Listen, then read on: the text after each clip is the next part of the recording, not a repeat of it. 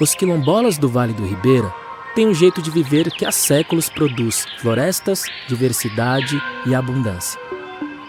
Eles são responsáveis por manter em pé o maior maciço de Mata Atlântica do país.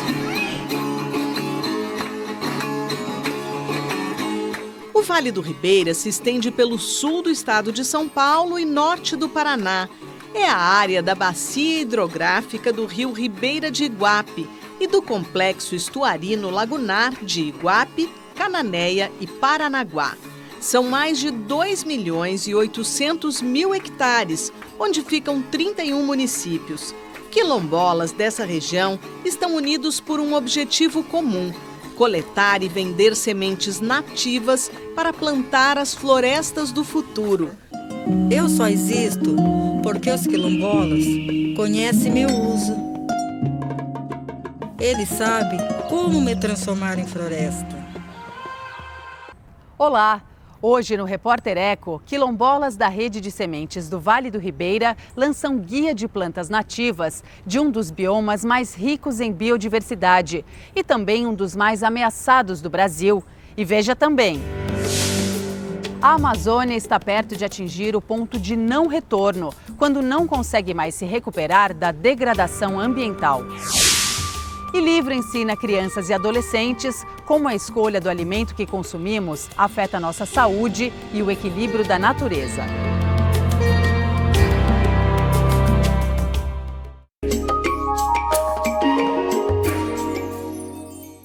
Uma vida inteira dedicada ao estudo das mudanças climáticas. O pesquisador Carlos Nobre revela que o ponto de não retorno da Amazônia está mais próximo do que se imaginava. A floresta está perdendo a capacidade natural de se regenerar. – 40 anos percorrendo rios e terras na maior floresta tropical do mundo.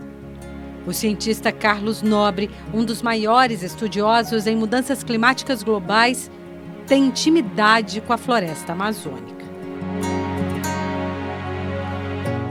A floresta está perdendo a capacidade de funcionar como sempre funcionou. Essas árvores puxam a água, trazem e repartem essa água na superfície do solo. As outras árvores se alimentam dessa água e uma água também sobe até as folhas.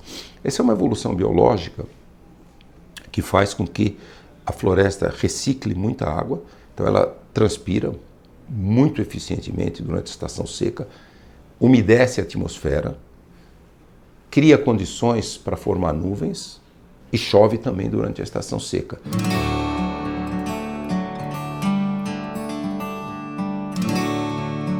Segundo dados do MapBiomas, a Amazônia perdeu 12% de sua área de floresta em 37 anos.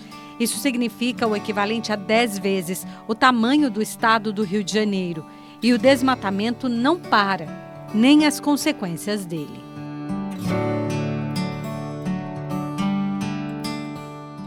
Sem dúvida, nós estamos muito próximos do ponto de não retorno. Há alguns cientistas que acreditam que partes do sul da Amazônia já passaram do ponto de não retorno. Você pega e calcula o balanço de carbono da floresta, de áreas de floresta, já tem mais perda do que absorção de carbono. Se a estação seca continuar a aumentar no sul da Amazônia, mais 2 décadas, ela já chega no limite.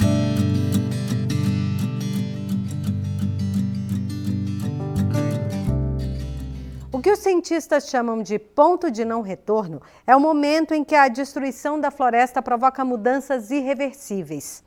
Ela não consegue mais reciclar água, garantir a vida das espécies vegetais e animais, controlar a temperatura. Reverter esse processo é urgente e começa por interromper o desmatamento.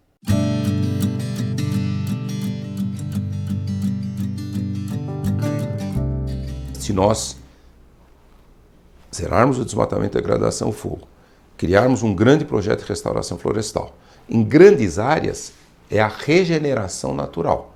Se você tem uma área desmatada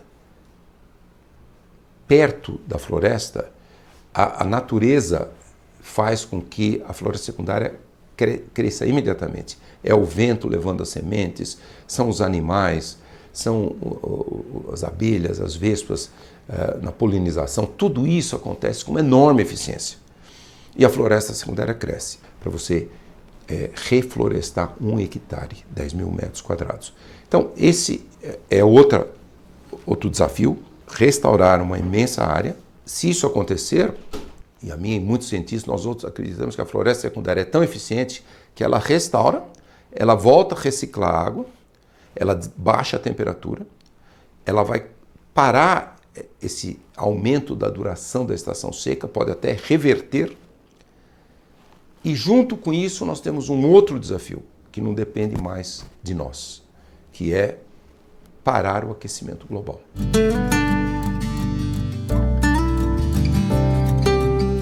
Salvar a Amazônia significa investir na industrialização, sim, mas na indústria sustentável de produtos da floresta. É muito importante realmente essa política, nova política, criar os mecanismos para a industrialização de todos esses produtos da floresta, com um grande desafio. Por que não utilizar os conhecimentos dos povos indígenas e comunidades locais que vivem há milhares de anos lá, os indígenas, as comunidades locais há centenas de anos, junto com a ciência, a nossa ciência. A voz de Carlos Nobre em defesa da Amazônia atravessa o planeta. Ele foi eleito membro da Royal Society, uma instituição acadêmica destinada à promoção do conhecimento científico, fundada em 28 de novembro de 1660, em Londres. Foi o primeiro brasileiro a entrar para a lista após Dom Pedro II. Agora se dedica à criação de um Instituto de Tecnologia na Amazônia, para integrar os saberes ancestrais dos povos originários e o conhecimento científico. E nós vamos passar a formar milhares de estudantes para essa nova economia. E também, esse planejamento que nós estamos fazendo agora para o estudo, convidamos várias lideranças indígenas, cientistas indígenas, porque nós queremos trazer também o conhecimento indígena para a formação desses estudantes. Então esse é o desafio que eu coloquei aqui, talvez o último da minha carreira profissional.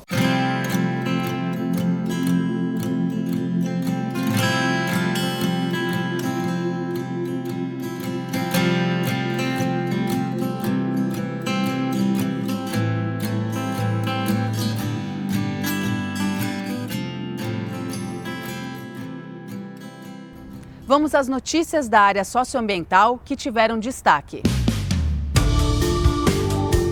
Abril registra a queda de quase 68% do desmatamento na Amazônia, em relação ao mesmo período do ano passado. Os dados são do sistema DETER-B, do Instituto Nacional de Pesquisas Espaciais, o INPE. Um estudo publicado nas Universidades Federais de Minas Gerais, Sergipe e São Paulo revela que o aumento de 1% nas autuações do IBAMA tem o papel mais importante na diminuição do desmatamento na Amazônia, comparado a fatores políticos e econômicos. A ministra do Meio Ambiente e Mudança do Clima, Marina Silva, tem alta depois de ficar internada por Covid-19. Os médicos informaram que o esquema vacinal completo da ministra contribuiu para uma rápida recuperação. Morre Marcelo Zelic, que se dedicou à defesa dos povos indígenas. Ele sofreu um acidente vascular cerebral hemorrágico. O Supremo Tribunal Federal barra projeto para ampliar área de exploração de minério na Serra do Curral, em Minas Gerais. Os oceanos do mundo todo atingem temperatura recorde da água de superfície desde março. As medições recentes chegaram a 21 graus Celsius, um número no mínimo 0,2 grau acima do verificado nos períodos anteriores. Segundo cientistas, o fenômeno pode ser consequência do El Niño e do aquecimento do planeta. Daqui a pouco tem mais aqui no Repórter Eco. Livro voltado para o público infanto-juvenil explica como o alimento que consumimos pode afetar a nossa saúde e a do próprio planeta.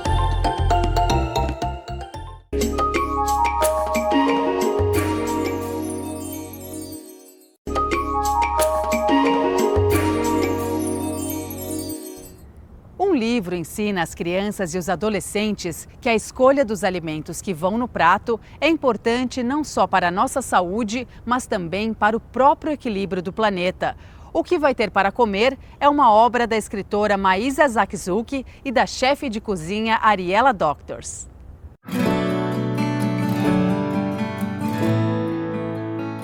O que vai ter para comer? O que você coloca no seu prato pode transformar o planeta. É livro para crianças que pode atrair o interesse da família e de educadores, segundo as autoras Ariela Doctors e Maísa Zakzuki. A transformação dos alimentos pelo fogo, que mudou a vida de caçadores e coletores, está entre as curiosidades, assim como as comidas totem, que simbolizam culturas. Questionários estimulam a participação de forma divertida. Como é que se deu o encontro de vocês as duas para escrever esse livro? Ambas foram na exposição Prato do Mundo, Comida para 10 bilhões, que aconteceu no Rio, no Museu do Amanhã, e que era uma exposição interativa e que tinha essa preocupação. Aqui no Brasil, a gente está com 33 milhões de pessoas em situação de fome. E esse é um problema não só do Brasil, é um problema mundial, né? Como nós vamos nutrir os 10 bilhões de pessoas que nós seremos em 2050, 2060? E eu falei, não estou acreditando, eu acabei de voltar dessa exposição e estou louca para escrever um livro sobre alimentação. Aí a gente juntou a fome com a vontade de comer e começamos a rascunhar uma ideia, um projeto, e 1 ano depois de trabalho, de encontros online, durante todo o isolamento, a gente fez essa produção desse livro. Chamando aqui para o subtítulo do livro, o que você coloca no seu prato pode mesmo mudar o planeta? Você saber como plantar, como colher, quem colheu, como é que está chegando até você esse alimento, como prepará-lo e depois saber o que fazer com esses restos para que eles não virem um lixão a céu aberto e aí interfiram, por exemplo, no clima do planeta. Então, você entendendo tudo isso, você consegue fazer boas escolhas e aí mudar o que está acontecendo tanto internamente quanto externamente. Vocês chamam a atenção no livro para as grandes regiões naturais brasileiras, para os biomas. Como é que isso está colocado? A gente tem o privilégio de estar num país que é o 5º maior do mundo em extensão, né? Quer dizer, uma diversidade e, ao mesmo tempo, paradoxalmente, a gente tem, assim, no mundo, 5 espécies que a gente come, sendo que a gente tem 350 mil espécies no mundo de alimento. No topo da lista de alimentos mais consumidos no mundo, da FAO, a Organização das Nações Unidas para a Alimentação e Agricultura, estão leite, trigo, arroz e batata. Aí eu ficava besta, eu falava assim, gente, tem 40 mil espécies de feijão, Ari, tá certo isso ou são 4 mil? E voltando a essa coisa da natureza, até a Ari tem um texto que é bem da área ali, que ela fala, gente, quando é que a gente se separou da natureza? É muito importante a gente partir da perspectiva de que as crianças, elas já nascem com essa conexão e que nós humanos é que vamos, por meio do nosso sistema, afastando a humanidade da natureza. O Guia Alimentar para a População Brasileira, que reforça a importância de consumir alimentos frescos, como legumes, frutas e verduras, e evitar os ultraprocessados, aqueles que a indústria enche de corantes e conservantes, serviu de base para o livro. A gente tem muitos casos de obesidade entre crianças de 5 e 6 anos, 15% das crianças brasileiras já estão nesse patamar, e as doenças crônicas não transmissíveis, que são as que mais matam no país, que são provenientes de uma má alimentação. Então, pressão alta, diabetes. Quando vocês escrevem um livro como esse, certamente vocês sonham algumas coisas para as crianças. Qual é o sonho de vocês? Eu adoraria, assim, saber que daqui a um tempo todo mundo vai ter direito numa escola, por exemplo, numa escola pública. Poxa, das crianças, das merendeiras fazerem a comida gostosa, fresca, mais barata, sustentável. Se todas as crianças tiverem essa consciência desde pequenininhas, elas vão poder fazer melhores escolhas, não só do que colocar no prato, mas até de quem eleger, por exemplo.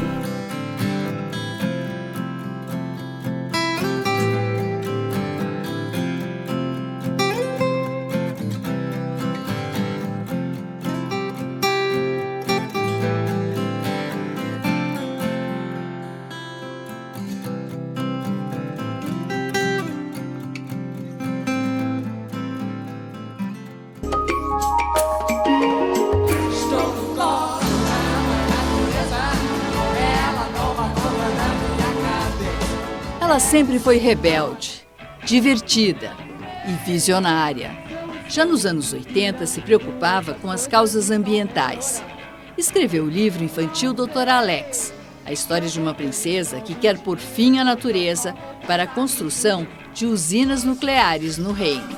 O espírito das matas jamais vão cortar o coração da árvore da vida. Desde 2012, Rita Lee se afastou dos palcos e se dedicou mais intensamente à defesa dos animais. Lançou outro livro infantil, Amiga Ursa, sobre a história da ursa mais triste do mundo, resgatada no Piauí e levada para um centro de recuperação no interior de São Paulo. Em 2021, descobriu um câncer no pulmão. Nos últimos anos, se manteve recolhida em casa, ao lado do marido Roberto de Carvalho. A mulher, que abordou temas considerados tabus, que defendeu a liberdade e foi perseguida por isso, deixa o planeta Terra e fica para a eternidade. Se Deus quiser, um dia eu quero ser índio, viver pelado, pintado de verde, num eterno domingo, ser um bicho preguiça, espantar turista e tomar banho de sol, banho de sol, banho de sol. Veja a seguir aqui no Repórter Eco. Quilombolas do Vale do Ribeira, no sudeste de São Paulo, lançam guia de plantas nativas da Mata Atlântica, com o apoio do Instituto Socioambiental.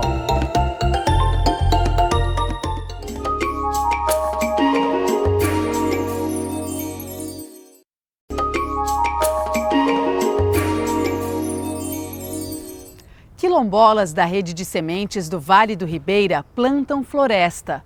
O trabalho de recuperação da Mata Atlântica está registrado no guia do Quilombo à Floresta, com o apoio do Instituto Socioambiental. Os descendentes de africanos escravizados coletam e vendem sementes de espécies nativas para recuperar áreas degradadas no maior contínuo do bioma no país. Os quilombolas do Vale do Ribeira têm um jeito de viver que há séculos produz florestas, diversidade e abundância. Eles são responsáveis por manter em pé o maior maciço de Mata Atlântica do país. O Vale do Ribeira se estende pelo sul do estado de São Paulo e norte do Paraná. É a área da bacia hidrográfica do rio Ribeira de Iguape e do complexo estuarino lagunar de Iguape, Cananéia e Paranaguá. São mais de 2.800.000 hectares, onde ficam 31 municípios. Quilombolas dessa região estão unidos por um objetivo comum: coletar e vender sementes nativas para plantar as florestas do futuro.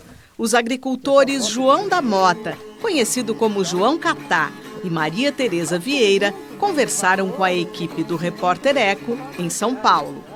Uma área mais cultivada, com árvore, tem a água, acesso de água, traz os animais, traz vida para aquele local, então é isso. E mesmo que a gente faça o trabalho das roças, que desmata, né, determinada área, mas a gente tem todo um processo também como fazer para reflorestar aquela área e ir para outra. Para mim, o que é mais importante, como eu falaria, é preservar para a nova natureza, para novos que vai vir, que nem existe, daqui a 50 anos, 100 anos, vai ver que nós deixa melhor para ele do que está, né? Eu só existo porque os quilombolas conhecem meu uso. Eles sabem como me transformar em floresta. O Instituto Socioambiental apoia o trabalho dos quilombolas, a exemplo do que realiza no território indígena do Xingu, em Mato Grosso, onde a rede de sementes existe há mais tempo. O sistema de plantio é a muvuca e está dando bons resultados nas duas regiões. Onde a gente mistura diferentes espécies de sementes, de diferentes comportamentos, então desde um arbusto até espécies de árvore que vão ver há mais de 100 anos. Né? E isso a gente faz através da semeadura direta, que é plantar a semente direto ao solo. Então a gente pega uma quantidade aí, aproximadamente 80, 100 espécies, mistura todas elas e realmente semeia direto no solo das áreas que a gente quer restaurar. Tem vingado?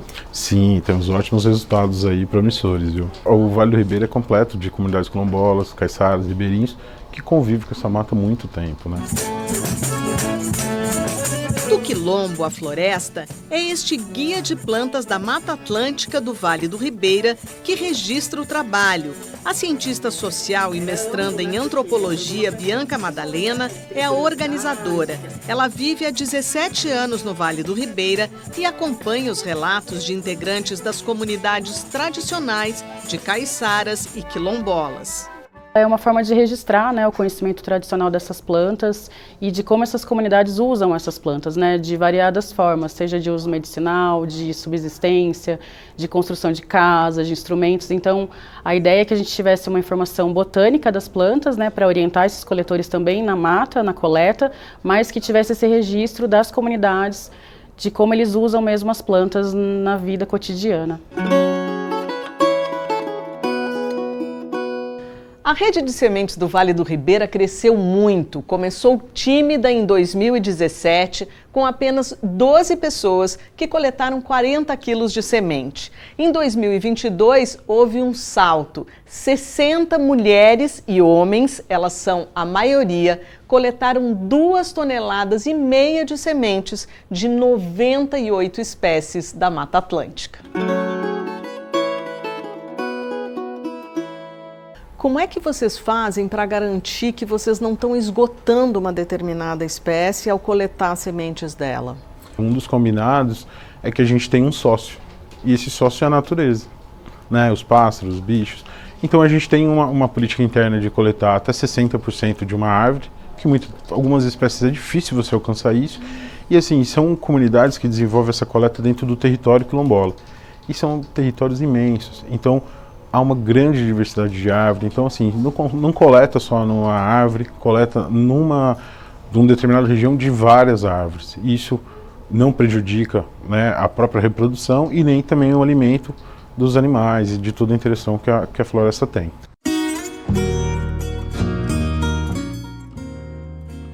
O guia pode inspirar outras pessoas a fazerem um reflorestamento também? É o que a gente espera, né? Porque a gente tem lá também como que se coleta a planta, como que se beneficia e como se faz o plantio, né? Então, além das informações botânicas, dos usos, a gente incorporou como é que se faz essa parte de plantio mesmo da restauração, né, ecológica, e que tenham mais florestas, porque é o que a gente está precisando. Tem de pensar do que não existe ainda, né? Nesse Brasil que não existe. Tem de pensar nele para pensar no futuro. Aí dá mais animação da gente preservar, né? Porque sabe que é o que eu estava falando no meu caso, porque se meus antepassados não preservassem, eu não tinha. Então você tem por que preservar. Então isso é uma coisa que eu tenho de continuar para outra geração que vai vir, né?